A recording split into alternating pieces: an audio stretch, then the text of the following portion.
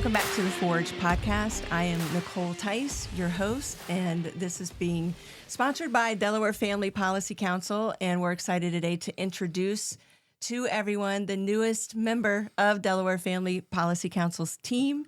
And by the way, I just want to say, when we add someone to the team, we do it very prayerfully. We wait and we get confirmation from the Lord. We ask God for all those things to make sure that we've been listening clearly, get clarity, and obey what He is directing us. And He has been so faithful in who He has brought to Delaware, literally has moved people into Delaware that are on our team. And but the story that each person has is just really great. But today we're joined by our newest team member, Rich Bryant. Hola. And I just think Rich brings so much, has such an interesting story. But let's just go ahead and say it now. Rich is the youngest on the team now. Most of our team members start when they're like 19 or 20. I don't know how that happens, but it does. Yeah, I'm the cutest one. So. He's our 20-year-old. But I wanted to invite him on because you're going to hear from him a lot more. That's the plan. And he's going to be in Legislative Hall and evaluating policy. He is joining Nandi Gamble's policy team. I like Gandalf more. Yeah. So. Right? Yeah. But we're really excited for the two of them to be working together. And already you have about a month under your belt. So I wanted to make sure we introduce you because we've got some really big things coming up that you're going to be talking about. But go ahead, tell us your story. Rich, start us off. Yeah. Well, for one, I'll say the reason why I've already loved this job so much is because, speaking of Nandi, Gandalf, we're both Lord of the Rings fanatics, which automatically means we're nerds. And I like to speak. So that's kind of like, on the policy side, I get to be nerdy. And on the communications side, I get to speak about it. So, and, that's about just the best mix for me. But my story. So I would say that I wrote this to you when you were asking me about this job, about why I want to be in here. And I think it's because what I can give, the gain rather, matches my bane. So speaking of Lord of the Rings, you'll hear about Isildur's bane, right? That's the ring. That's because that is like his ultimate demise. And my bane, if you would have probably been growing up with an unstructured family, father not really around. My mom just had so much on her plate and just couldn't really give all the attention to us. And if I can become someone's gain, if I can fight on the policy side of that and join this mission, then if your life is a story, if it's a book, then I think that's a complete book. That is a cool plot. And I don't say that, in a self, fulfilling way. Like I just want to write my own book, but I understand that God has special things for everybody. And every book is different, just as every person is different. I'm an avid reader. So with that being said, build a good plot worth reading, build a life that it would edify the body of Christ if they had to write an autobiography about you, or if you were to write a memoir, it would genuinely benefit the body of Christ. It wouldn't be a waste of their time to sit down and read it for a couple hours.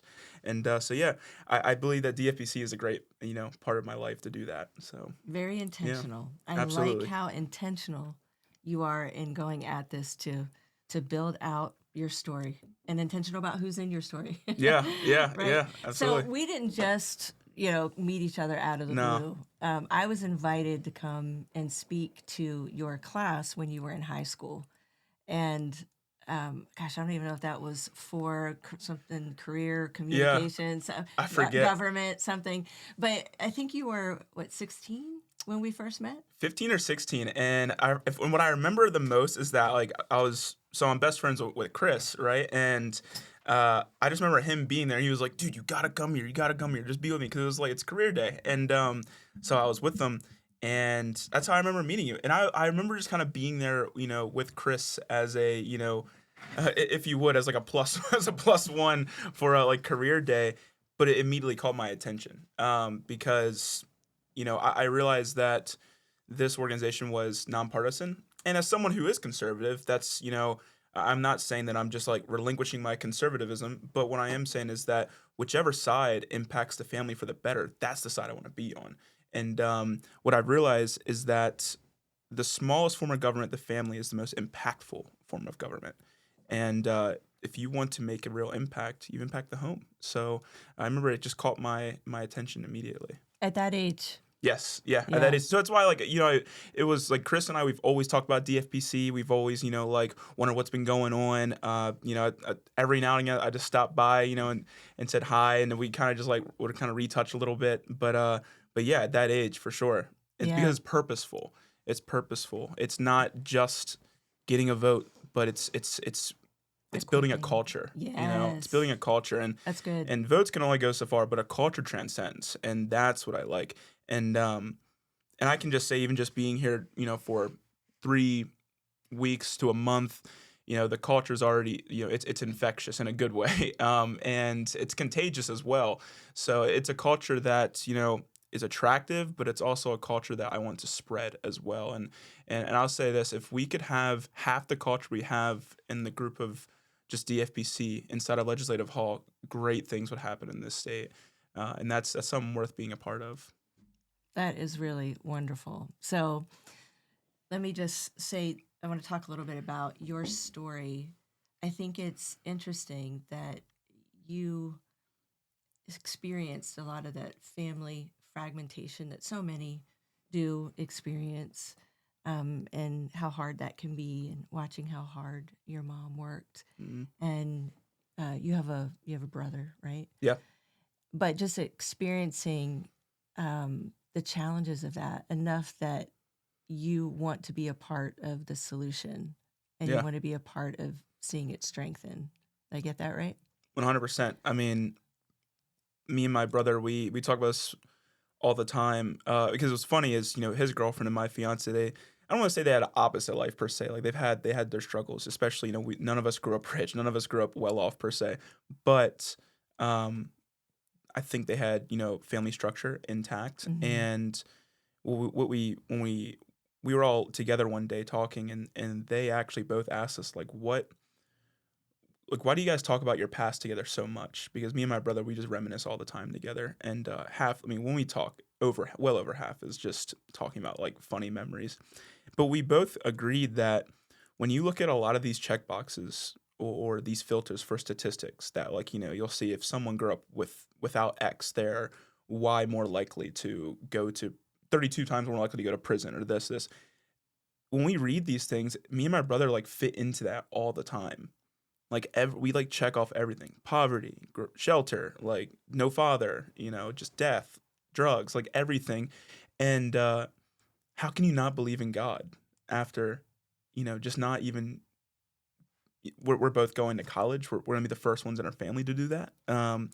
We're one of like 6 to graduate high school, so it's just even the very basics that families take for granted, my brother and I are both succeeding in. And when we think about that, it's wild. And my brother's going to be doing some great things too. I mean, he's a world-class athlete, while he's also smarter than me. So he's got like academic scholarships, athletic ones.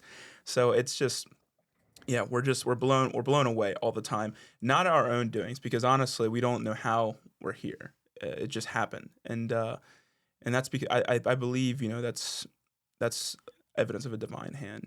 I may not be able to trace God's hand, but when you read His Word, I know His heart, and I know that's there. He's there.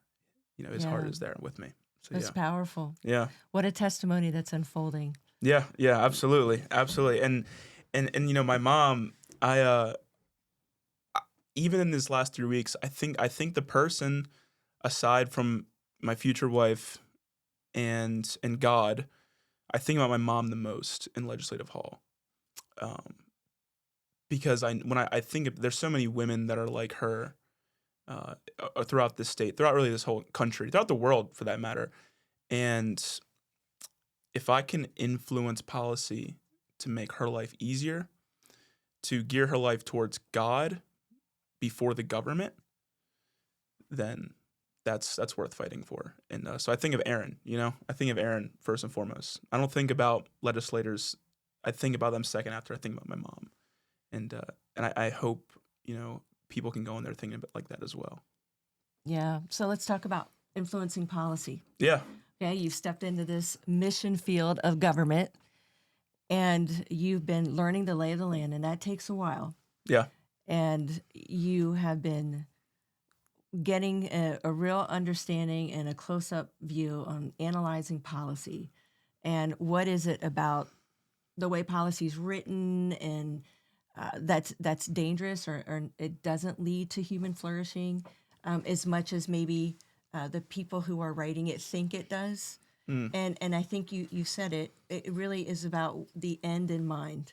And Yeah. if you see government as John Quatella says of our Church Ambassador Network, as the agent of transformation versus the church as the agent of transformation, then you're going to get government solutions to everything versus, what you need to be doing different as an individual.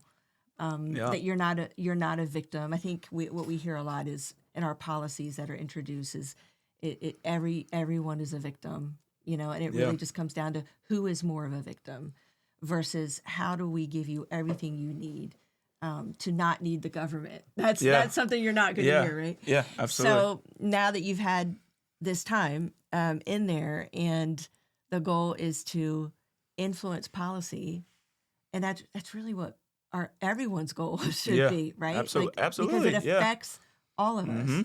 Yeah. I know you've got some thoughts about this. Yeah. So what I'll say this is that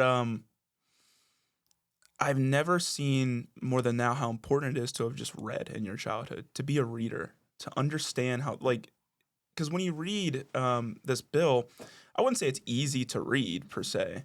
It's I wouldn't say it's easy to read in the sense, it's you read, I don't know, Junie B. Jones and it's like just 101 the same. It's not difficult. However, I will say though, is that you need like a basic understanding of how to read. And a lot of these things that are snuck in to policy is just taking advantage of people that don't really read much. So if I can give any advice, read. Don't play video games, read. Don't doom scroll, read. And I think right there, that covers maybe a quarter of the difficulties that the common citizen has with policy. They just need to be a reader. They see this big bill and they get discouraged to start reading it because they're like, this is going to take forever. But to answer your question more so on the influencing policy and the kind of what I've learned, I would say that what I've really seen is that man cannot permeate God, but God will always permeate man. And this is what I mean, is that the church is meant to build the culture and then transform the government. The government's not meant to transform the church. Because the government is, I'd say they have sacraments and ordinances of their own, right? We've talked about this, and they really do believe they're trying to do good. I don't think that a lot of these legislators are in here saying, oh, I know I'm going to catch people in this and I'm going to use them as my puppets. I don't think, at least on the state level, I don't think that. However, I think that they're deceived in ideology. I think the ideology, in the same way that the word of God is above, our or even our own will, and it dictates our will. I think they have a word themselves. It's their ideology. So it could be the word of Marx. It could be just the word of Mao. Like you don't know. It could, for whoever it may be for these people. And I think that's what's dictating. They have a sacred word themselves. It's just their ideology. Our sacred word is the Bible. It's a biblical worldview. That is our guide. That's why I think having people like John in there is so vital. Because it's cool. You could show up with evidence that demands a verdict by McDowell, and you could talk about it all you want. But if you don't have people boots on the ground praying for individuals, which leads to actual transformation, they'll never see the biblical worldview because they'll not even pay the Bible any attention. I think that's what I see the most is that there's two religions in there. There really is. Religion just simply means practice. An atheist is religious. Everybody's religious. And you see two practices. You see a practice of biblical worldview, primarily two. And then you see a practice of, I would just really say, just complete anthropology, a man-centered worldview. Yeah. Secular humanism 100% is a religion. Yeah. And I'll say this. I'm a humanist, just a biblical humanist. And what do I mean by that? I believe sin is dehumanizing. A lot of your humanists, your secular humanism groups today are for abortion, reproductive rights. I believe sin, aka abortion, reproductive rights, gay marriage, I think that's dehumanizing. That takes us away from who God meant us to be. Christ was the most human of anybody. Why? Because he embodied humanity, took on flesh perfectly. So therefore, I'm a biblical humanist. To be in Christ is to be truly human again. C.S. Lewis talks about this. The most human we will ever be is in heaven, because we are embodying the flesh that God made us in the most. So I'm a biblical humanist. I love humanity. I love people. But if you love people, you can't support what's dehumanizing. And I think secular humanism is an oxymoron. I think it's just a hidden word for dehumanization. Well, you said a lot, so I want to go back and unpack some of the things that you were referencing at the beginning. People can get really overwhelmed because they're busy and it's hard to really focus your mind in reading something like policy.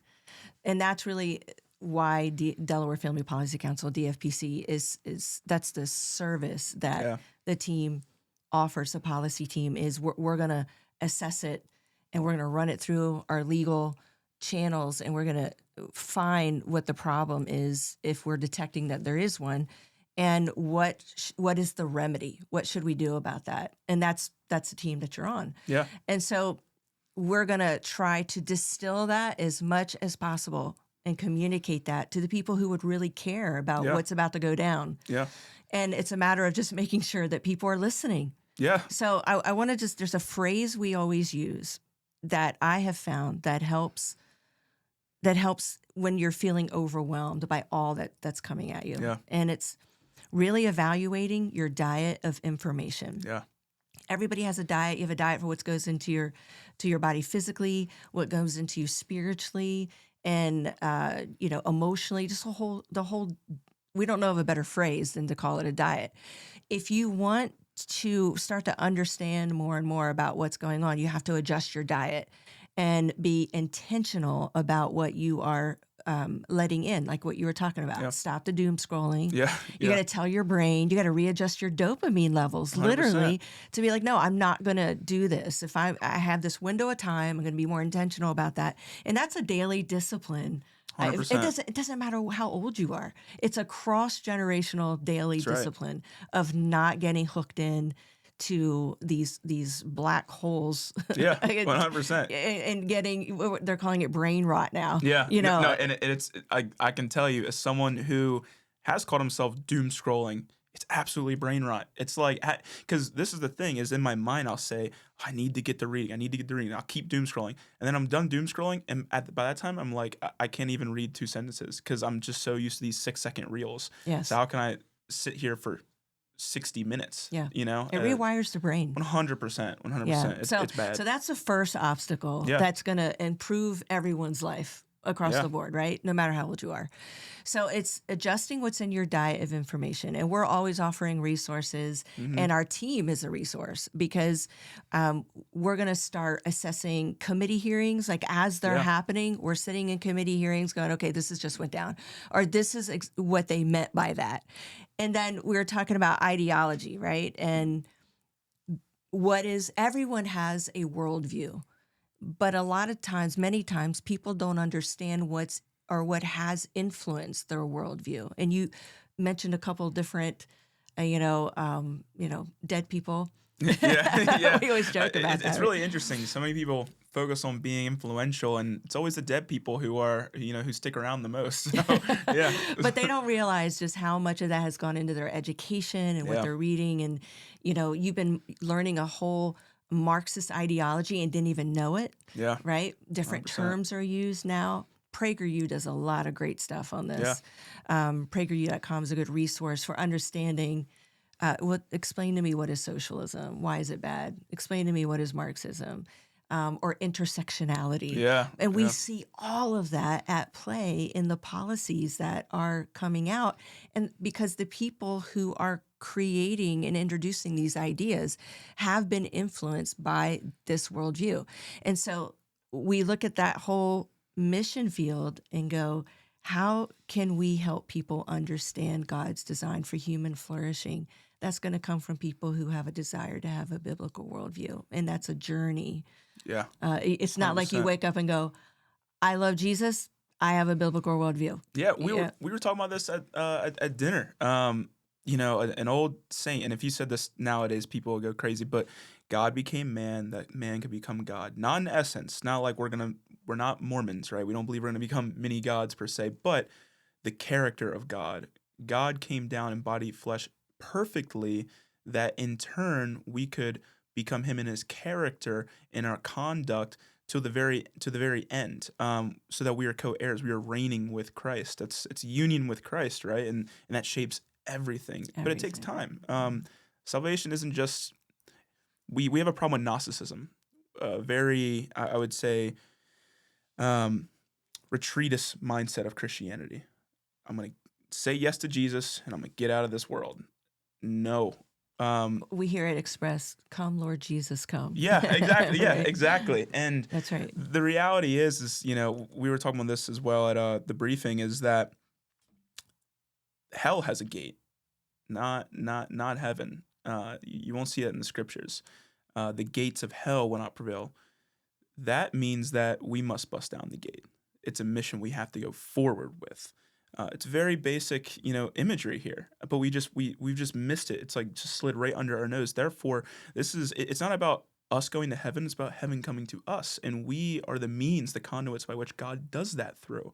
So yeah. Anyway, sorry to interrupt you, but yeah, it's so vital, aside from policy, that Christians understand this, because I think everything actually flows not through ideology but theology, your view of God.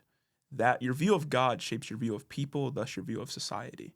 So everything flows through theology. It still is the queen of sciences. People just don't recognize it to be.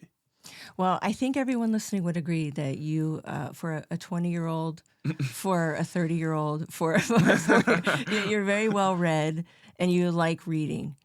And Yeah. I think that was a great point for all the moms and grandparents listening, to help your young people become good readers. Yes. Do whatever you can to help them become a reader. Absolutely. And yeah. I've only read for 5 years.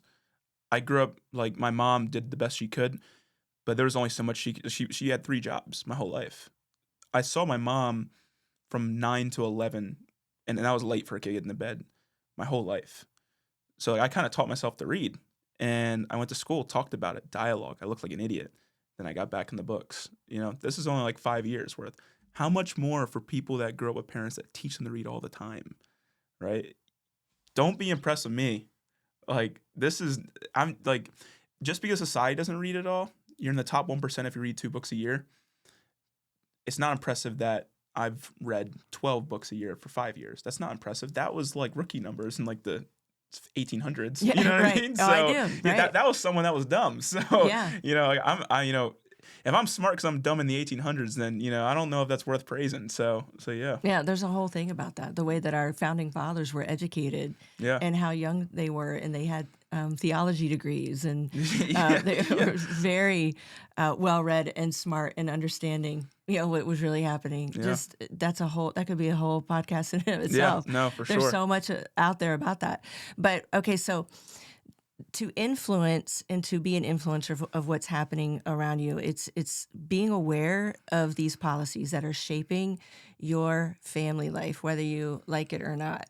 That's what's happening. And so you need to be involved in the process, and you need to understand who are the people who are running for office and who are in this arena, and be a part of even choosing who those people are. Yeah. We're coming into election season, but choosing who to vote for shouldn't be happening the day that you're supposed to vote. It's an entire process of where do these people stand? What is their worldview? What is their view of God? Just like you said, I think it's a great question to ask someone that you're considering voting for. Yeah. Yeah, 100%. tell me what your view is of God. What shapes your worldview? You might have to explain what worldview is. What do you listen to? Identify their diet of information. That'll tell you a lot about somebody. Even simply ask, you know, what do you listen to? Let's take it in a basic like level. Like, who do you listen to for music? Like, what's your music taste? Um, do we really want people that are listening to Kendrick Lamar? With with all the filth that he's like pushing out, or do we want people that's listening to, I don't know, like good classical music? I don't know. Like, this is like, if we have like a candidate who, like, even I think that is important, right? Because everything that goes in your mind sticks, right? Not all of it, but something is left. It is.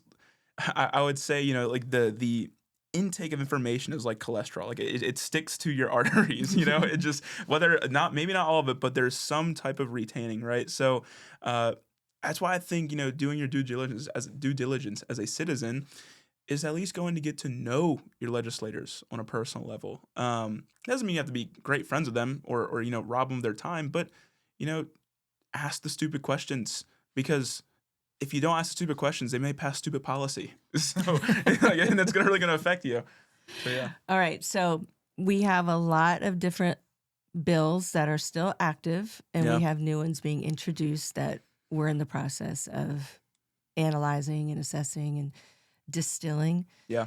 And you're going to be reporting on those, you Yeah. and Nandi from Legislative Hall, and making sure that people are informed and know how to take action on the issues that we're covering. And we're covering foundational issues: life, marriage, family, religious liberty, parental rights, different things that are impacting the family, and because they're foundational. I've been doing this for 18 years now, specifically in the legislature. And when I say this, it's analyzing policy and understanding how it affects the family. And I've learned that these policies aren't new. A lot of times they're being pushed in other states, and they're coming from the same ideology. So they create model policy that they push out through the states. But I would say that the prevailing party in our state has a preoccupation with abortion, with death, and with sex. And that's what we're seeing permeate through so many of the policies. And when we see it, we can now know what the dangers are, how it's going to play out, whether they intended it to play out that way or not. But a lot of times they very much do have clear intentions on how they want this to play out. And I would also say that there is a preoccupation with making government bigger and government interference, because the worldview and our ideology that they're coming from is that the government knows best. And we're coming from an opposite worldview and ideology, Yeah. where we know what God has given us as the design for human flourishing and what needs to be present for human flourishing. So we encourage people to get involved, because at the end of the day, somebody's worldview is going to prevail. Yeah. I mean, and I'll say this, I say this carefully because I don't want to like fester this retreatist attitude, right? But we do have the promise that every knee will bow the name of Jesus. Everyone. Now, that doesn't mean everyone's going to do it joyfully or even according to their own will, right? It's not like our will is going to be in line with God's, but regardless, everyone will bow the knee to Christ. So that's why it's important to understand that government, and I've understood this so much more being inside. And please don't be discouraged to go inside of Legislative Hall, because it's a mission field, wide open. Delaware's so small. No one's more than 50 minutes away from Dover. Make it a mission just once a month just to drive 50 minutes. People drive 50 minutes to take their kids to basketball. Like, why not drive 50 minutes to be a missionary, right? Just be present and pray. Yeah, just to be present and pray. I mean, John told me the other day, like, he's hardly ever had someone just deny him, the opportunity to pray for them, And you don't have to be a good prayer warrior per se. I don't know what that even means. Just pray. Yeah. Or even just if you were to go there and say, I'm praying for you, and then just go sit in a session, that's much more worth your time than, driving 50 minutes to buy something for $10 on Facebook Marketplace. Like, there's so many things that we're willing to do, I'm guilty, that we're willing to do, that if we just broke it down on that level, if we're just willing to do the same measure we're willing to go for, X, Y, and Z, but just for Legislative Hall to pray for someone, or at least show your face to kind of just wave here and be like, hey, I live in Delaware, like I matter as a person. whether they take it serious or not, but because you are acting as the watchman that God has sent you out to be, like that's worth it. You know what I mean? And so yeah, that's about what I have to say on that. Yeah. We invite people to be a part of the process. We have monthly briefings Yeah. throughout the state and all 3 of our little counties, but we have a yearly schedule. They're already out. And any information that you want on how to get more involved and get Delaware Family Policy Council in your diet of information, Yeah. you can just drop an email to the team at info@delawarefamilies.org. But go to the website, delawarefamilies.org, and sign up for the legislative updates. Now, that is some good information. Yes. And if you have any questions, just put it right there in email, or follow them, the entire team on social media, Instagram, Facebook, primarily. But get involved. Yeah, there are so many things that you can do, but I think it's the mindset that we have to adjust first and making this a priority. Why should it be a priority? A lot of times, and I think it's important just to end with this because people will say, I don't do politics. Or you'll hear leaders and spiritual leaders go, oh, no, that's political. And we say that framework is a lie. Yeah. And we need to have a completely biblical framework in the way that we look at government. Talking about issues of the day and moral issues of the day, we have a responsibility and a mandate to do that. That is not political, therefore I should not speak to this, or that might be controversial, so therefore I won't speak to it. We say, learn how to speak to it. Equip yourselves. We often say on our team and to our supporters, but if you are equipped, you are strategically placed. And if you are both of those things, then you will take territory. Yeah. That's how we influence people. All ideas start with a person. They start with somebody who gets a thought or, That's right. Somebody influenced them. But if you think about how many people influenced you in your life and it resulted in you making a certain decision that brought other things into your life, we're saying, get equipped and adjust your diet of information. That's a question I have for you. What like in your time, what was like the first? I know William Wilberforce was someone that you read about and just blew your mind. But for you, early on, 17 years ago, who were the people that I guess you surround yourself with that just blew your mind and, that led you to do a lot of what you do? What was your diet of information like 17 years ago? Like, what was the start? Because I think a lot of people, their struggle is they see so many books come out. They see so many books that we have available. But they get in this almost like legalistic mindset, like, oh man, like I need to read this book first. No, I need to read this book. It's almost like they set like a list first, but then it's like they'll see that list is like 25 books and they're like, this is going to take 2 years. So what was it like for you just getting started? Because I mean, if you've been able to, manifest this whole thing into what it is now, I mean, I think it's valuable for people to know like how you started, with your diet of information. Even for me, it's valuable probably for me to hear as well. Well, that could be a whole another podcast, but I think that coming into it, I was very overwhelmed. Yeah. I was responding to what I felt was a calling. I had 2 young children. I saw the attacks on family. I knew what I experienced in my own family life. And we've talked about this before, but learn to be what you needed. Yeah, absolutely. And so I was definitely focused on learning that. Yeah. But great question. And I would hear people speak and I would think to myself, how in the world do they have that much knowledge in their head and they can just rattle it off like that? Yeah. There's just no way. So I started out feeling very overwhelmed, not understanding the process. How does a bill become a law? I didn't know any of those basics, but I think I was really angry by how much I wasn't taught in my educational experience. Passion, yeah.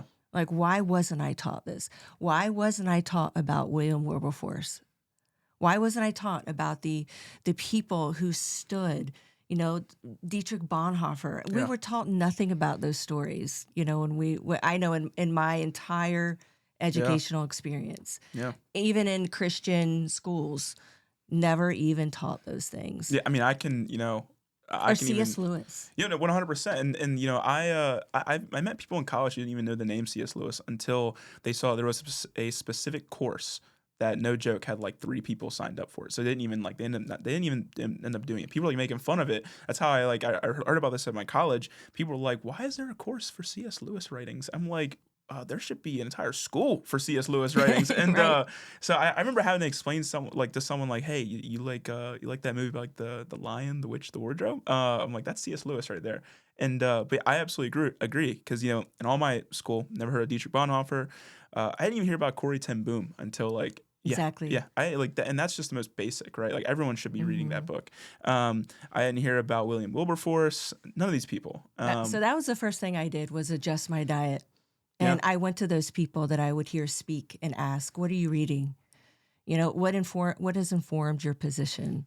I want to know." And I started assessing, putting together my whole collection of what I was going to read and tackle. And then I started putting myself in situations where I would go to meetings and observe, and I was exposed to Family Research Council, and they were that organization out of DC has been absolutely instrumental in my learning. Also, Alliance Defending Freedom, mm-hmm. ADF, I had been Oh, following since I was 16. yeah, And that's because I was following Focus on the Family. And some folks might remember James Dobson. And I had been raised on James Dobson. I think that I heard that name or his voice in my life every day as my mom sought everything that James Dobson had to say and write in her trying to raise us with no healthy frame of reference yeah. for what family should look like. Mm. And so Focus on the Family provided that to her. She did the best that she could to apply that to us. But that's how it started when I was younger. But coming into this, it was definitely a response to a call.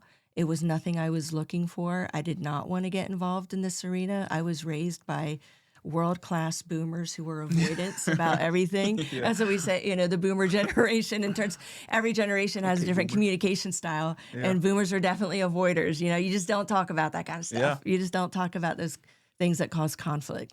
So nobody ever understood how to even work through all of that, Yeah. right? So it's surrounding myself, just like you were talking about, Mm-hmm. how you were intentional about your friendships, 100%. right? Show me your friends. Show me your future. That's Yeah. right. And so that's another thing, if parents are listening, it's teaching and literally praying and asking God for help and helping your child to become a reader, Yeah. to cultivating that. I was not a reader.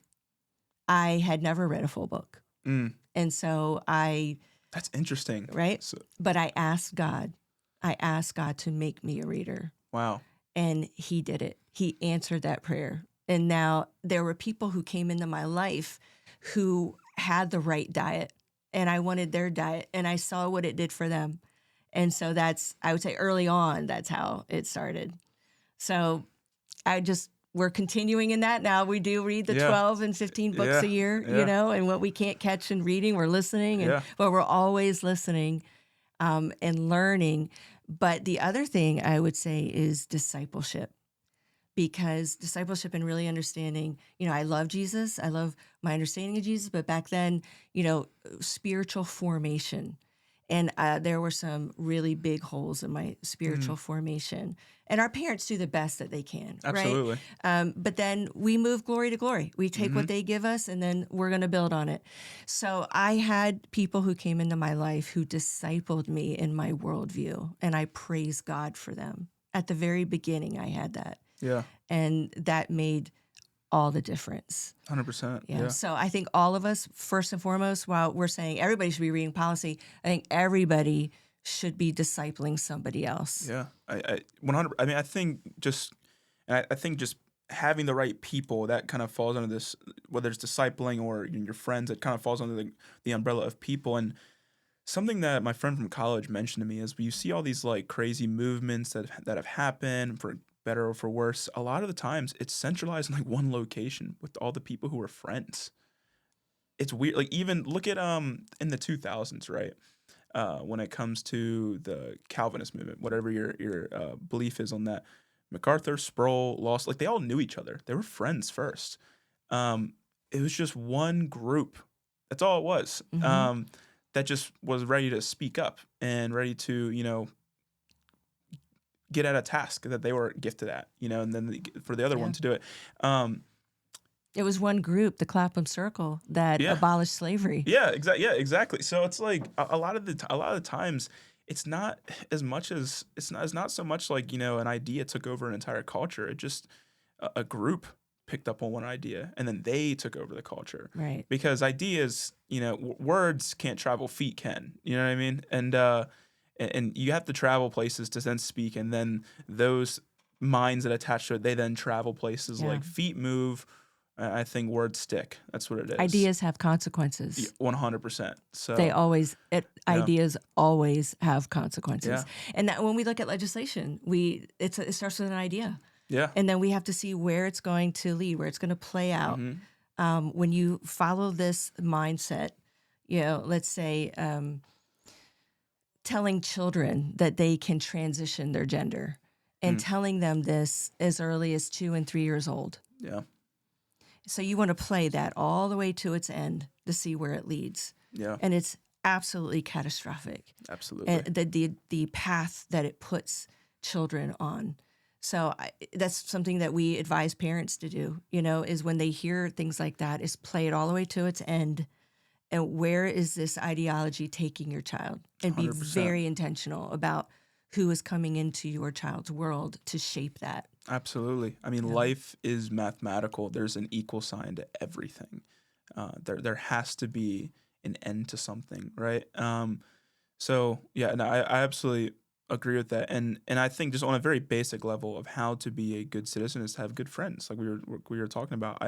I look at the reason why I did not end up in the same boat as like, let's say a lot of people in my family for that matter, is because I was so blessed to have friends who I got in trouble for like being at prayer meeting with them too late. You know what I mean? Like I wasn't out like, and that's not saying like, oh, I'm so good, but my point is that we were attracted to the right things. And you hear the myth of like, oh, you move on from your friends, you never talk to them after high school. That's probably true for most people. But for me, at least, I still talk to my friends daily. Same ones, Matthew, Chris, Cody. Those are my people, and I think friends they're so vital. Get your tribe. 100%. Yeah, yeah. Yeah. I'm. That's my language. I'm Native American, so yeah. So I think it's clear that we could talk for hours. And 100%. Yeah. I love how on our team we have every generation represented. Yeah, yeah. I thought about that earlier. It's so cool. You're Gen Z, Yeah, I'm Gen X. yeah. I know. And maybe when I have a kid, Lord willing, one day, and they'll represent Gen Alpha. So I mean, who knows? Hey, we're already working on the alphas. Yeah, We got exactly. a plan. Yeah. But I know we could talk so much more, and we're going to be doing a lot more of that as we bring information that's going on that's going to shape the lives of the people that is shaping the lives of people in Delaware. But also for people listening, it's the things that we're talking about, they're not just applicable to the state we're living in. They're applicable to anybody's state. Yeah. Especially if you're in a state and you're outnumbered, and the prevailing worldview is that which is very opposite from a biblical worldview. So we hope that people can pick up what we're learning, what I've learned, and what Rich is learning real time. Yeah. I think this podcast is such a service to the nation, right? It's dealing, fighting the same fight we are. Because here's one thing. I think that this team, especially Nicole, has the validity to talk about what she's talking about. Because not that I want to get political or break it down with colors here, but generally speaking, deep blue states don't value the family. They tend to completely ruin family structure a lot of the times. But think about like California and Delaware, right? Just as blue. Cali may be even bluer. But the thing is, though, is California isn't as localized. There's certain areas in California where you can go where a certain town or so that has a little bit different policy than Los Angeles. And you can feel safer almost. Delaware is a lot less of that. It's so localized. I mean, well over 67% of Delaware is heavy blue, but so one county, Sussex, is kind of like, and even now it's getting like more and more blue as the days go on, more and more liberal as the days All the go people on. moving in. Yeah, I know. New York, New Jersey, what are you guys doing? So it's, I meant that for you, John. So, but the point is that what we're talking about is not Delaware exclusive. This is stuff that everyone deals with across the country, fighting the good fight. But I would say what is Delaware exclusive, which is to your benefit to hear, is how localized we are. Therefore, I think you can see the consequences of these ideas that play out a lot quicker in Delaware than what they would in California, because on a very practical level, there's just a lot less area to cover in Delaware. So an idea spreads quicker. Cultures are felt more because, people and legislators have known each other since Little League. You know what I mean? So that just doesn't happen in many other states. So not only can you know how to fight the good fight in your state when it comes to this, but you're getting a really, really good examples, because we've had to fight I would say, not in a more radical way, but I think our way is a lot more emphasized because, again, it's local. So we know people nearly on a personal level that we see in legislative hall all the time. So it's not only is it blue, but people feel it more.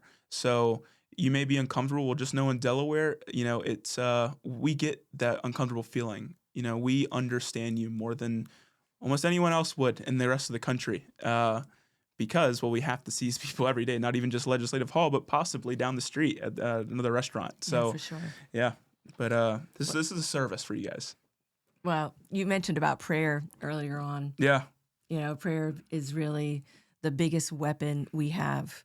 And so we want to invite people to be praying for their leadership in their church, praying for the leadership in your community, and especially in your state, and then the nation. We just don't pray about it enough. We have an effort on our team called the Tenacious Prayer Warrior Effort. You can go right on our website, delawarefamilies.org, and learn more about being a tenacious prayer warrior. But there is a deliberate effort to build a prayer army in our state, because we know that it's the game changer.